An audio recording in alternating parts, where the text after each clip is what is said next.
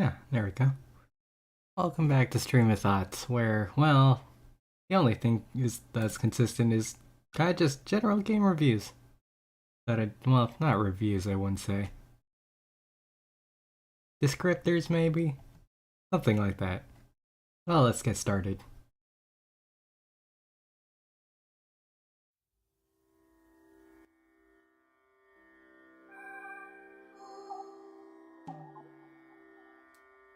So I really wanted to talk about this batch of games and kind of thinking about it previously, I guess, before we get into it.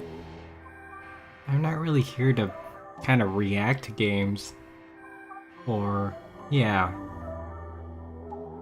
no, not to react too much to games. There's nothing exciting or riveting about my thoughts. Nothing really different either. They're the same as most, but it's definitely a way. This is kind of me just wanting to show what I know and kind of show why things are so important. And well, a lot of the game announcements this time around are kind of good examples of that, of things I'm excited for and things that I generally know about. Of course, there are definitely things that I'm still excited about, but, you know, that's also there as well, just for a little bit of fun in. But anyways, let's get started. So, this was Thursday the 3rd? Oh, this is the 13th. 13th of September, so that would have been a Tuesday that these games have been announced, both a Nintendo Direct and a State of Play. Both of which had interesting announcements, Nintendo going for 40 minutes and the State of Play going for 20, I believe. And the first of these games that was announced was on Nintendo's side. And they started off with Fire Emblem Engage. An interesting concept of a game. Feels a bit too out of place. Just odd. Nintendo's definitely feels like, since they started off with Fire Emblem Engage, that they're trying to get Fire Emblem to start running. I mean, we've already seen the history of kind of how Fire Emblem went with its kind of boom in Awakening, and then, well, another boom once Three Houses came out. So they definitely see that Fire Emblem is creating some sort of momentum, and so this is what they start off with once again. And actually, there's a lot to unpack here for just how big it is. First off, it's seemingly the return of the Fell Dragon, which follows the timelines of Awakening and Fire Emblem Fire Emblem Shadow Dragon for the Nintendo DS and NES respectively. So perhaps it might be a revisit to that timeline of Fire Emblem, since Fire Emblem doesn't seem to have connecting threads between all of them as of yet. Although it could also depend on if it wants to do this crossover thing that it's doing, where it feels like it's just taking heroes from other games and using them. Which, I don't know, feels a bit too odd for me, out of place for a Fire Emblem game. It fit well with Heroes, the mobile game, the gacha mobile game.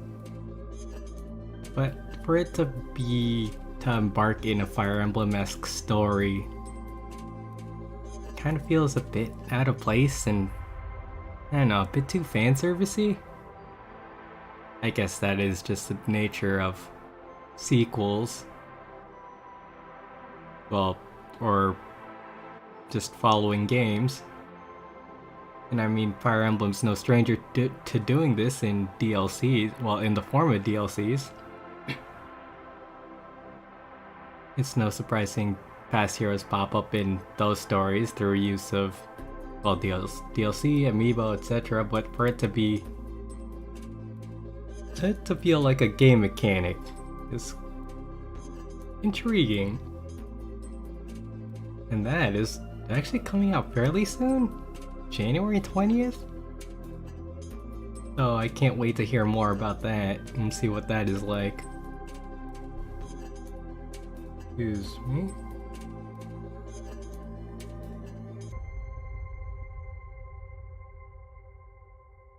So there's that.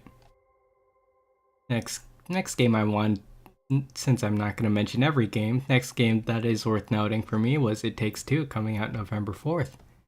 I mean, I wasn't too much of a fan of It Takes Two, but I know how much it was praised and enjoyed through, I believe it's 2 years. Might have been 2 years. And so for it to go on the Switch to provide more access, or just higher accessibility to more people, is definitely a great thing. It's a solid game. I'm glad that they get the chance to actually, well, have it on a new platform. Next, another interesting game story. Fatal Frame: Mask of the Lunar Eclipse. This one I had to actually do a bit of further research just because I was wondering how it was. And well, I guess Fatal Frame's also kind of making a bit of a comeback after just discussing Fire Emblem. I guess since Maiden of Black Water's release did well previously, Mask of the Lunar Eclipse is releasing worldwide for the first time, but it is a re-release, early 2023. So I'm once again, I've discussed this about earlier game showcases, but I'm definitely glad that Japanese exclusives, we're in the era of it's probably one of the good things about being in the era of remakes, is that, you know, now we're getting worldwide releases from Japan, and so it's definitely great to be able to know more about games that we wouldn't have known of. I haven't tried Live Alive. That's the first one that comes into my head. But Mask of the Lunar Eclipse hasn't really been one that I'm keeping an eye out for, but I am definitely glad that, you know, that there is a wider audience that it could have access to. And so I'm glad for it. Anyways, next up. My goodness, just to have an utter change of tone, Fitness Boxing and Fist the North Star is a phenomenal, a comically creative idea, and I love it. I mean, knowing honestly near nothing about anime, but generally knowing about Fist, well, just those general anime fighting tropes. I know that Fist the North Star does have some repute under that, so it's funny to see it to be integrated in a fitness boxing game. I mean, of course, making anything more fun will make it more appealing and engaging, and though it might not be to the caliber of an anime style fight,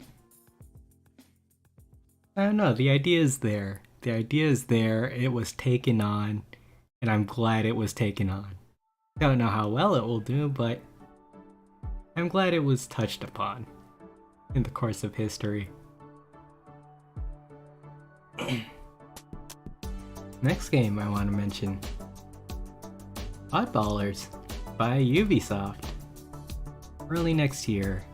Now this one caught my attention because it was, yeah, a dodgeball based party game, and it definitely takes me back to the indie game. Was it Stickball? I believe it was called. I believe it had a Swedish. Yeah, it was. I want to say it was Swedish. But anyways, yeah. So I was kind of disappointed that Stickball didn't really take off as much. Because, well, I don't know, they approached the concept of video game dodgeball nothing really I've heard too much about or has been touched.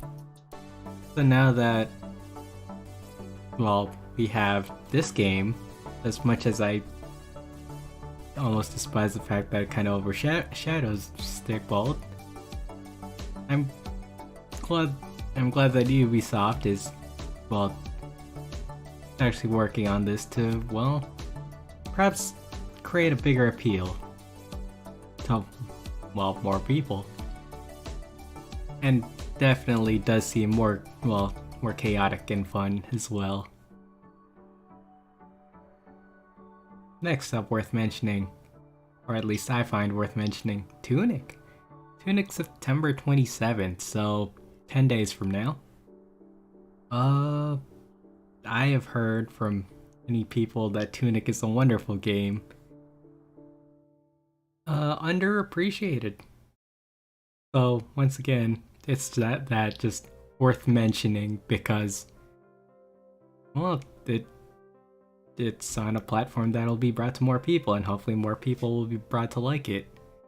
I know I've definitely considered playing that. Well, I'm still considering playing that.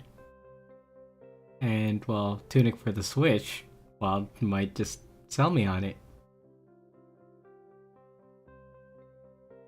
Now, the next game I have just a little bit more to talk about on this one, just because of its general intrigue, and, well, just questioning things. Octopath Traveler 2 for February 24th was a game that I was not expecting to have a sequel. I mean, I like playing Octopath Traveler to its fullest, to, well, true completion. They were fully encased stories. There were 8 individual stories that were one and done. So it feels odd that you would stick the 2 in at the end. Although this, we have completely different characters, seemingly new world. Also, all the characters are still named after Octopath, which is very, well, you know, a nice tradition, I guess. Well, tradition counts in 3s minimum. But it's nice to see all the characters named OCTOPATH. But anyways, the big thing I wanted to talk about is how they had to mention that, well, that they will actually have character interactions, and there was a bit in the trailer where they did do a bit of voice acting, well, together, and that was one of the biggest issues in Octopath Traveler 1, where you would be traveling with all these 8 people, but they were definitely 8 individual stories that didn't really didn't intertwine with each other. Well, at all. There might be little nods and references to the world and world building, but really that was about all you got. So to hear at least a little bit of voice acting interaction, as well as acknowledgement of having said interactions, I don't know what to expect out of it, but to hear that at the very least makes me hopeful that they took notes. I know the team HD2D is very, well, they're very good at making demos in which they, well, take and accept feedback from, well, the player community. And so, you know, hearing how they listen, I don't know to what extent they listen, well, just because we don't have all the feedback, but, well, I'd like to believe that they'd know how to grow from there, since they get to make that second game. Let's see, what else here was worth mentioning?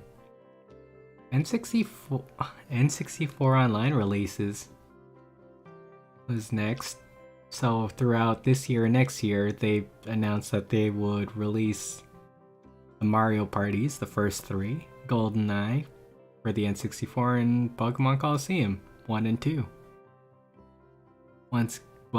So it looks like we're starting to get the release of a whole bunch of party games, GoldenEye included. Although it was also worth mentioning, there was Excitebike 64, 1080, can't remember as well. Those are the ones that I've noted down just generally because those were where my interests were headed towards.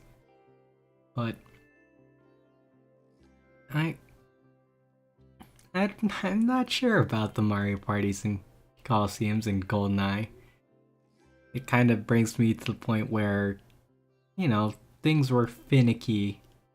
And although GoldenEye was, GoldenEye is a bit of nostalgia bait, but it was also iconic for being, at its time, for being a first-person shooter?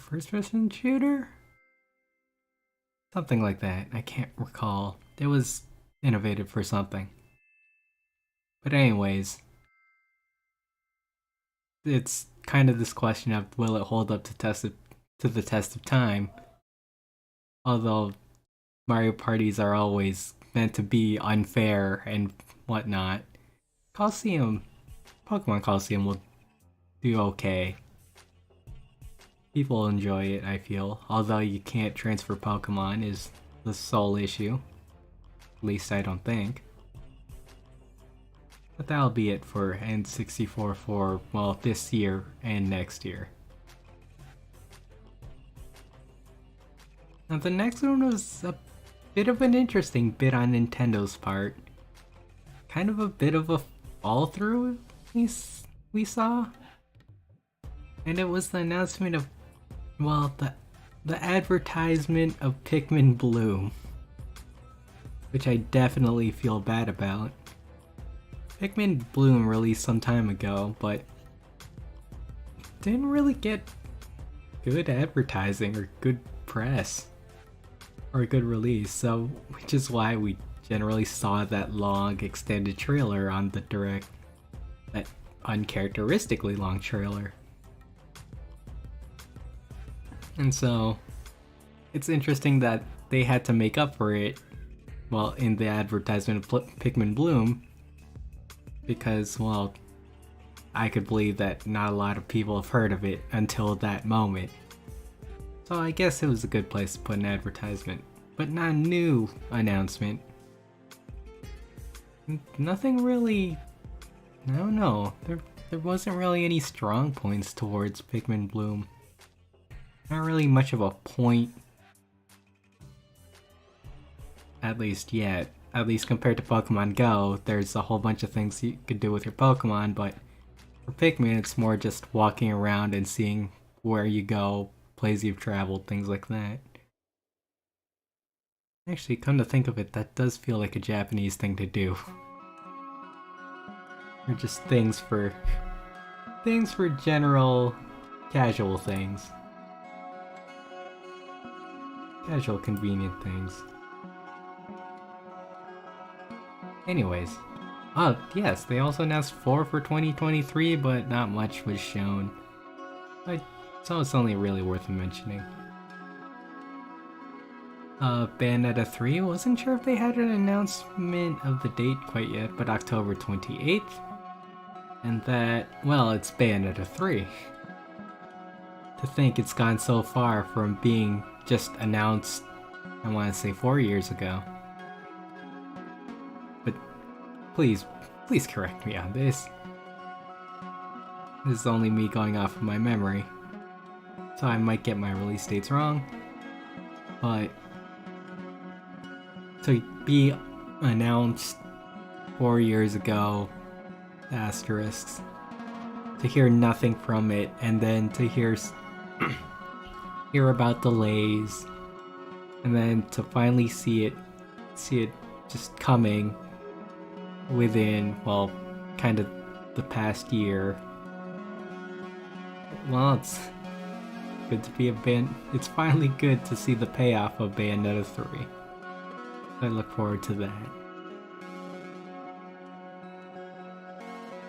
Oh, there's a lot here. And we are at the 20-minute mark. Let's keep going. Let's go a bit quicker, shall we? Rain-Code by the Danganronpa makers. I need to work on the pronunciation. Interesting concept for Team DR. And interesting way they want to approach it. Looks like they want to do the 3D movement world, and definitely feels like the DR detective elements, which is kind of what those games focused on. DR kind of focused on being a visual novel. A visual novel and story. Although this... well, while there is kind of that detective thing, exploring the world to solve mysteries, it definitely feels like there's more focus on the action and dialogue as opposed to kind of the visual novel-esque approach that DR went for. So something kind of looked well, I don't know. They weren't really. I don't know. I don't feel like the appeal of the DR games is really the action behind it, but if that's what they want to do with it, then I'll see how it is, and that's for spring 2023. Let's see. Next games, Resident Evil 2, 3, 7, and 8 are coming to the Switch, but for cloud. So, I'm not really too... no, not really too supportive of cloud, generally, because of... well, it relies on having good, strong, solid internet, and also at the cost of some delay. But I guess there were those who need it. Next, Sifu. Ooh, once again, more games to be accessed. I love seeing this game. For the PC, so I'm glad that it gets to show more ground. It's interesting what they do with the difficulty curve of, being more experienced with the game. However, that makes you more weaker, and thus they kind of cancel out the benefit of having experience of the game. That's interesting the way they did that.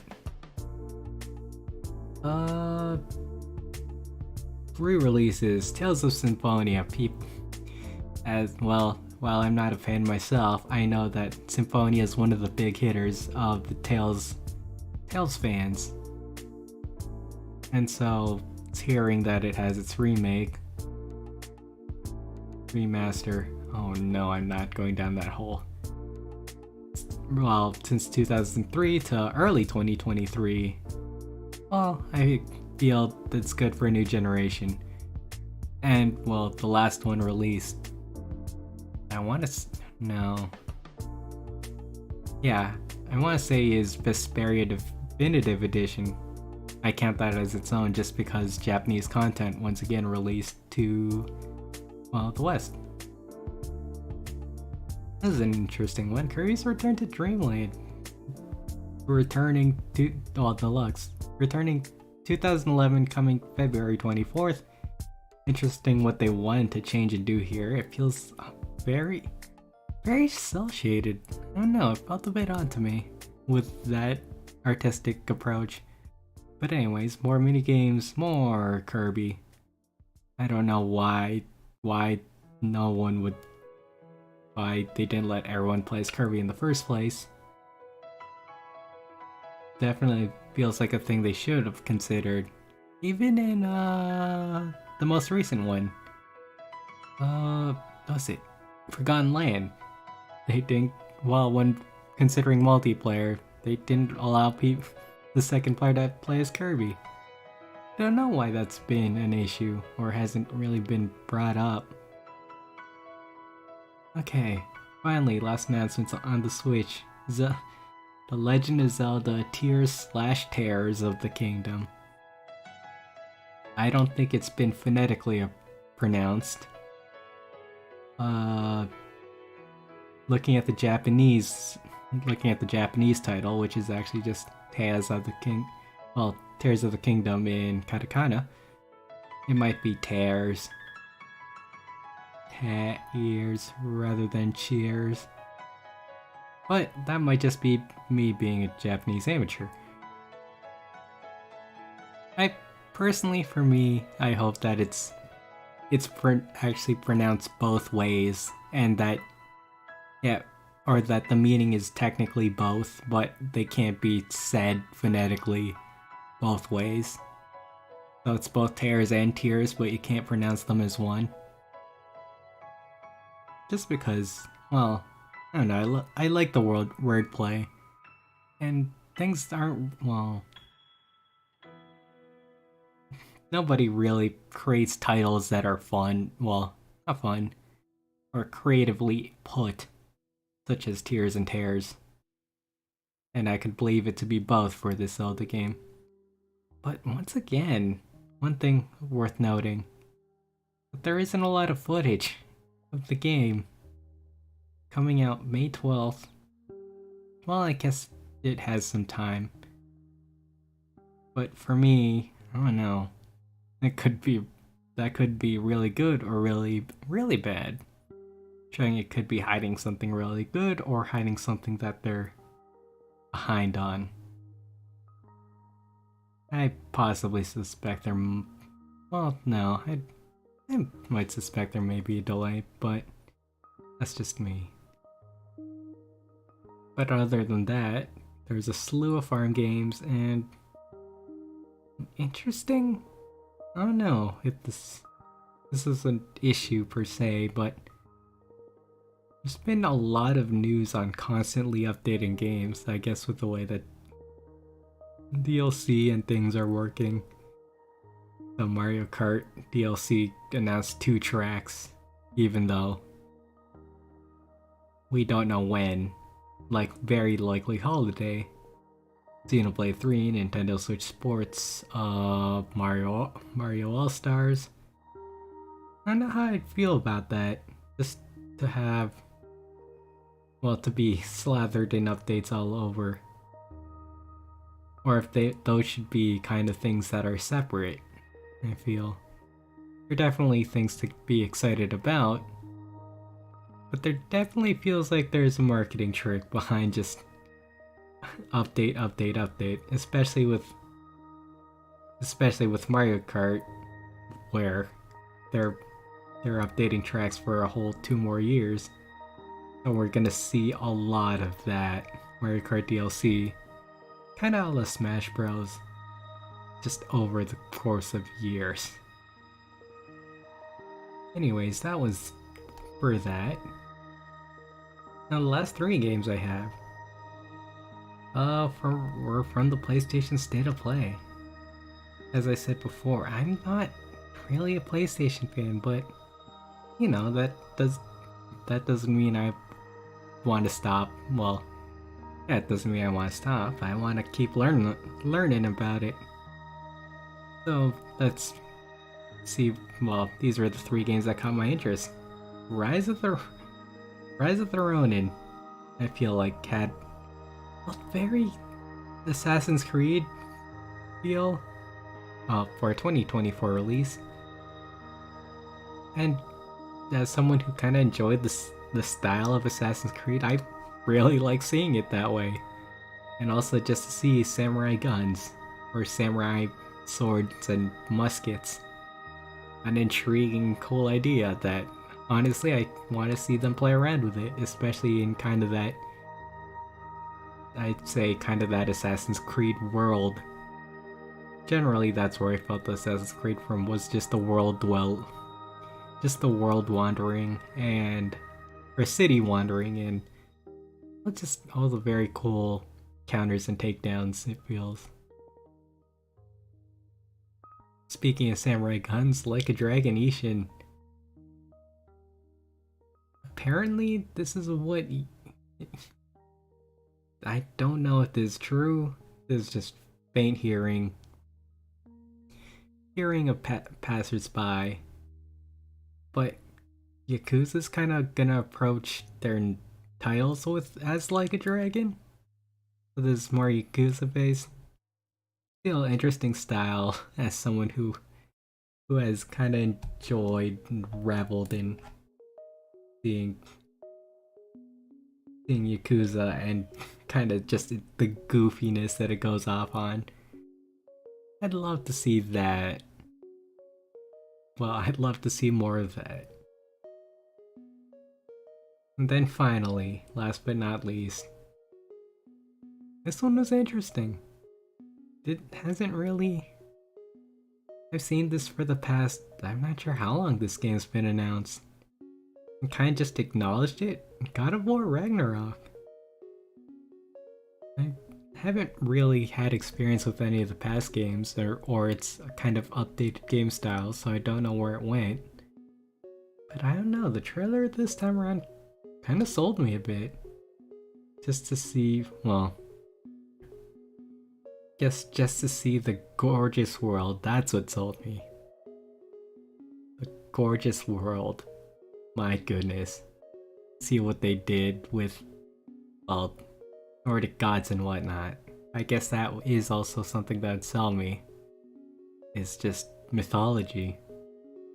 Very much into that. And so, as someone who has no experience with it, it definitely sells me on, well, yeah, the world that it's creating. Kind of the world of the gods. And I don't know, to see that come to life is, or hoping to see that come to life now, it's quite intriguing. It hasn't really, I guess the trailers in the past haven't really sold me much. Haven't really been telling much, really. But yeah, that's what sold me this time around. Ah, there we go.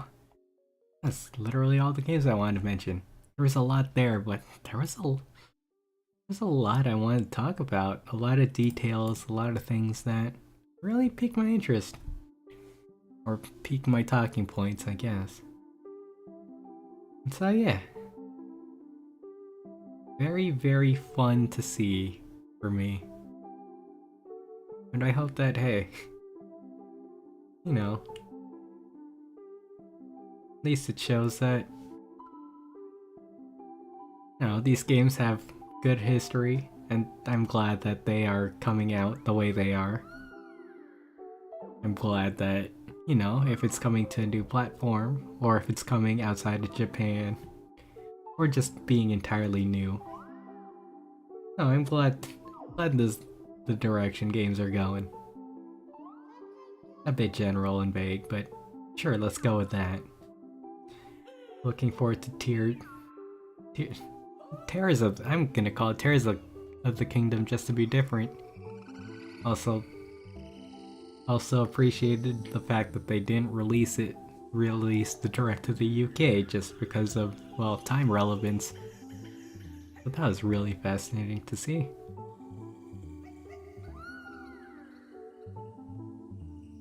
Kinda reminds me of Okami. Okami being wolf and Okami also referring to a god. Anyways, that's a different story. Anyways, that has been the stream. That's been my thoughts about, well, games announced in September 13th.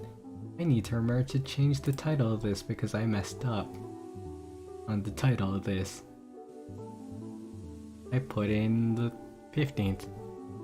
Anyways, that's it. Been fun. Talking about the thing I love. A thing I love. Well, thanks for listening in. Over and out? Sure, that's a thing that people still say. Over and out.